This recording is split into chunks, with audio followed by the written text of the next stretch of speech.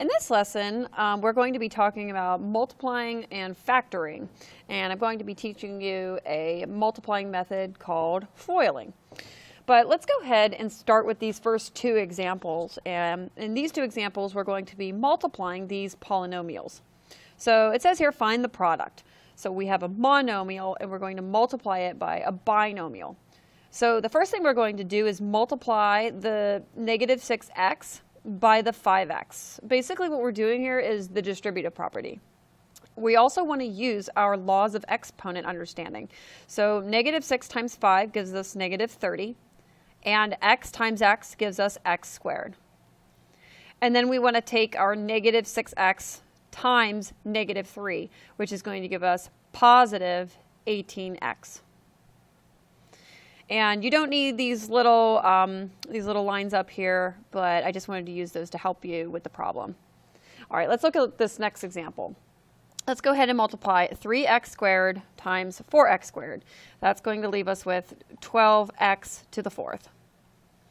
And then 3x squared times negative 5x is going to give us negative 15x cubed. And then the last one, 3x squared times positive 2 is positive 6x squared. Notice how in these two examples, when you do the multiplication of the polynomials, it leaves you in standard form. If it happens to not leave you in standard form, make sure you transfer that polynomial into that version. All right, so let's go ahead and take a look now at multiplying binomials. So this is a little trickier, but I have a little tool here that's going to help you. This is called foiling. You can only foil a binomial times a binomial. So you can't foil a trinomial versus a binomial or a monomial versus a trinomial. The FOIL method only works for this. FOIL means first, outside, inside, last. So when we multiply these two binomials, we have to follow the FOIL rule. So let's go ahead and do this. I'm going to use these little lines to show you. We're going to first multiply the first two in each of the binomials. So 7x times 4x gives us 28x squared. Now the outside are going to be 7x times 7, the two outer pieces of the binomials. That leaves us with plus 49x. Now we're going to do the inside too. So 1 times 4x, or positive 1 times 4x, gives us plus 4x. And then the last are the two that are in the last position of your two binomials. So we have 1 times 7 gives us positive 7. Okay, when you do this, you're going to have an unsimplified polynomial. And what I mean by that is you can see that the two terms in the center are not going to be simplified. So you have to take it one more step and simplify it. So I'm going to have 28x squared. And when I combine these like terms, that's going to give me plus 53x and then plus 7. So you can see that the product of two binomials is a trinomial. Let's try another one. Let's go ahead and do FOIL. So first are going to be the two on the first position. So it's going to be 48x squared. And you'll notice when you FOIL, normally you end up with an x squared position as that first term that you produce. Now let's do the outside numbers. That's going to give us plus 30x. I'm going to do the inside numbers, and be careful with that negative. That's going to be negative 40x. And then the last two in the last positions, that's going to give us negative 25. And of course, those two in the center are not simplified, so we have to take it one more step and simplify them. So 48x squared minus 10x minus 25. And we're done. And that's how you FOIL. Okay. Let's go ahead and take that same exact foiling concept and kind of bump it up a notch. Let's look at this first example. In this example, you can see that now I've added x's and y's. So let's go ahead and do the exact same FOIL method using two variables now. So I'm going to start with the first. So that's 7x times 2x. That gives me 14x. and then the outside, so 7x times 2y, that's going to give me 14xy. You could also say yx because of the commutative property. I'm going to do the inside now, which is negative 16. And since I wrote xy previously, I'm also going to continue just writing xy.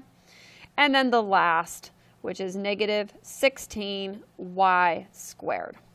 All right, great. Let's go ahead and combine those two in the middle. So that's going to leave us with 14. I'm sorry, I forgot a little square on here. So 14x squared minus 2xy minus 16y squared. And you're done. You can see that the product looks slightly different than the previous examples. So that's it. All right, this next one's kind of a tricky one. This one is, there's a common mistake that occurs with types of problems like this. We just came off of studying exponents, so our brain kind of goes towards, we want to take the 5x and square it, and then the negative 3y and square it, and that is wrong. What this is saying is that you have two binomials here, so I'm going to rewrite them like this: 5x minus 3y and 5x minus 3y. I have two binomials. Now, once you've done that, you can go ahead and FOIL. All right, so I've got my first two terms. So that's 25x squared. My outer two terms, which is negative 15, and I'm going to go xy. I've got my inside, which is negative 15 xy, and then, of course, my last. So that's going to be plus 9y squared. And go ahead and simplify that down. 25x squared minus 30xy plus 9y squared. And you're done. All right, I've got one more example of multiplying polynomials. And this time, I kind of bumped it up a little bit. Now we're going to be multiplying a binomial by a trinomial.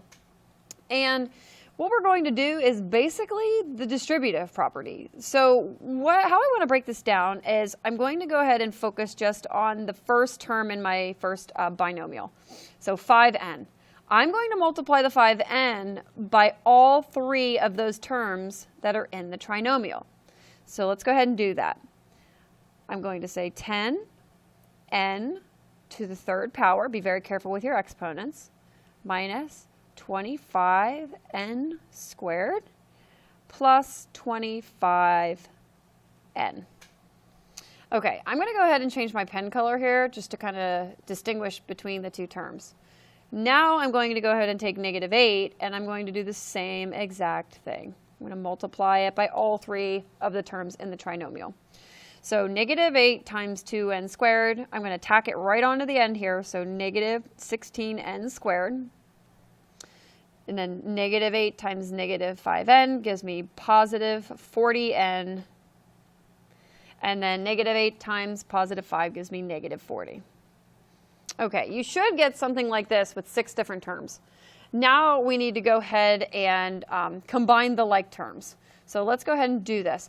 I like to look at my highest degree monomial. So you can see that my highest degree is 10n cubed. So I'm going to just go ahead and I'm going to rewrite him down here, 10n cubed. Now I'm going to look for the next highest degree, which I can see here, negative 25n squared and negative 16n. And you want to make sure that you're doing your integer operations here. So what I mean is negative 25 minus 16, and that's going to give you that next term of negative 41n squared. Next, I want to work with the just the n's. So plus 25n and then plus 40n. So that's just going to be 25 plus 40, and that's going to give us 65n. And then the last one here, we're just going to tack on our constant negative 40. And that's it. That's going to be our polynomial. So you can see that that is a cubic polynomial. All right, that's how you multiply polynomials. Now we're going to do something that I like to say we're going backwards. So what we're going to be doing is something called factoring. So before we actually start the process of factoring, let's talk about this vocabulary term called the GCF. This is the greatest common factor. So let's go ahead and looking at these different questions here, let's figure out what the GCF of it is. So let's look at the first one. I have 12x, I have 6x squared, and I have 2x. So what I want to do here is find the greatest common multiple of all three of the numbers and then the variables. So looking at the numbers first, I have 12, I have 6, and I have 2. I'm looking for the highest number that goes into all three of those numbers. You're probably thinking 2. 2 is the GCF of those three. So I'm going to write a 2. Now let's look at the variables. I have 1x, I have 2 x's, and I have 1x. And so the most that I can put into, or actually let's use the word take out, the most x's I can take out of any of those three terms is just 1x. So I'm going to put an x next to the 2. 2x is my greatest common factor within those three terms. Okay, let's look at another one. I have 18, 60, and negative 24. Just looking at those coefficients first. So the numbers that I can pull out, you might want to, list out the factors. You're more than welcome, but just kind of thinking off the top of my head, I'm thinking 6, because 6 goes into 18, 6 goes into 60, and 6 goes into 24.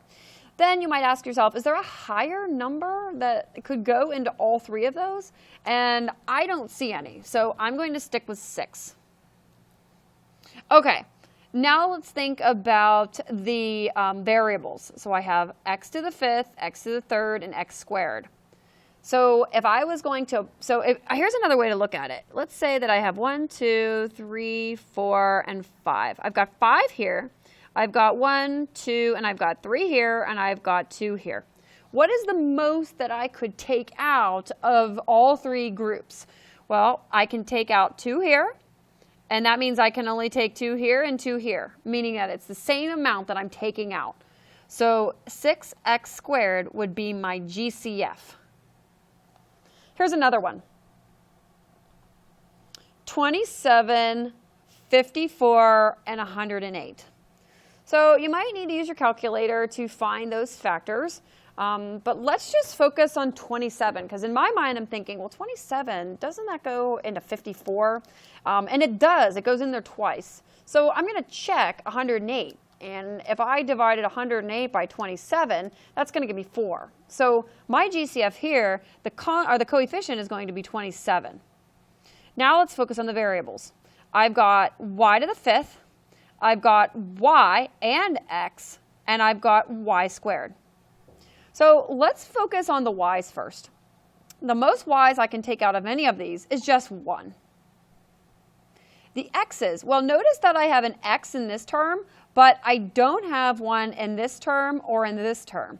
That means it cannot be a GCF because I can't take it out of all three terms. So 27y is going to be my GCF. All right, let's look at this last one here. So let's look at my coefficients.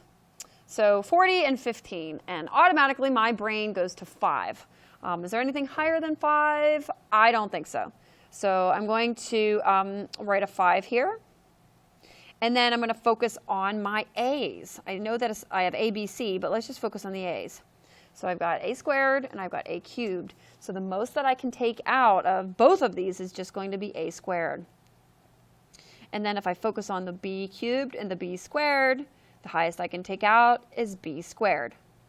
And then I have 1c here and 2 c's here. The highest that I can take out is just 1c, leaving me with my GCF. All right, now we're going to use that skill now and we're going to apply it. Now we're going to factor. This is the first method of factoring. And this method is called factoring out the GCF.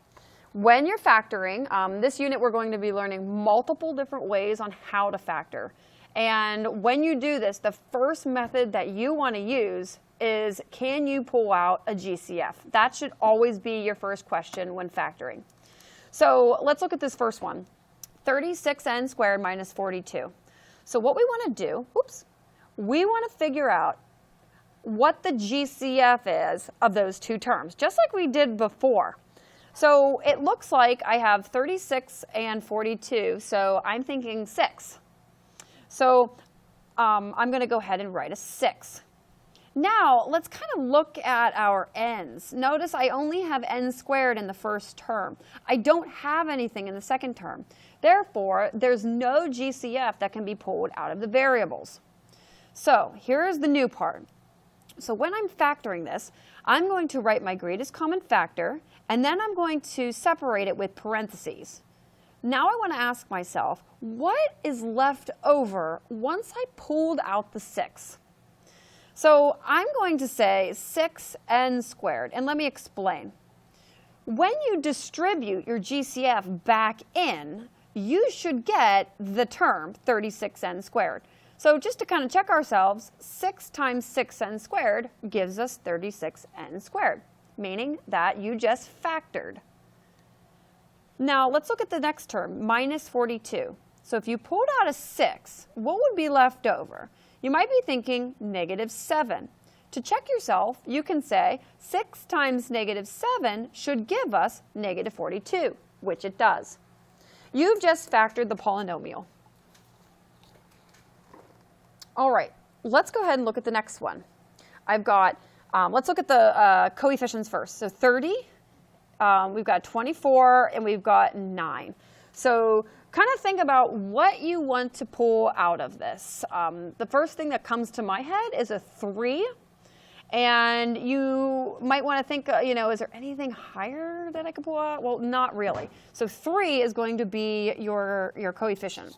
Now let's look at the x's. So I've got x to the 4th, I've got x squared, and I've got x. So the highest x that I can pull out is just 1. So that's my GCF. So I'm going to separate it with a parenthesis. And now I'm going to ask myself, well, what's left over once I pull that out? In the first one, it's going to be 10x cubed. And I know that because when I distribute, I get 30x to the 4th. The next part will give me negative 8x. And then the last part will give me plus 3. All right, I'm going to end it with parentheses here. And that's it. I have factored the polynomial. This is also called, breaking it apart, simplifying the polynomial. All right. Let's look at the next one. 14, 7, and negative 28. So in my mind, I'm thinking 7. So 7 is our coefficient. And then if I look at my g's, I can see I have 5, 3, and 2. So g squared is going to be what I can pull out. And let's go ahead and see what's left over. So I know 7, I'm sorry, not 7. I meant 2 there. Let me go ahead and erase that. So I've got 2g cubed, and I can check myself. 7g squared times 2g cubed is 14g to the 5th. And then plus just plain old g.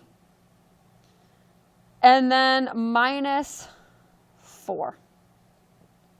And I'm done. I am fully factored. Okay, the last one here. It looks like 10 is my coefficient GCF. When I focus on my a's, I've got a to the 5th, a to the 3rd, and a, so I'm going to pull out an a. And when I look at my b's, I've got b squared, b cubed, and b squared, so b squared is what I'm going to pull out. And let's go ahead and figure out what's left over.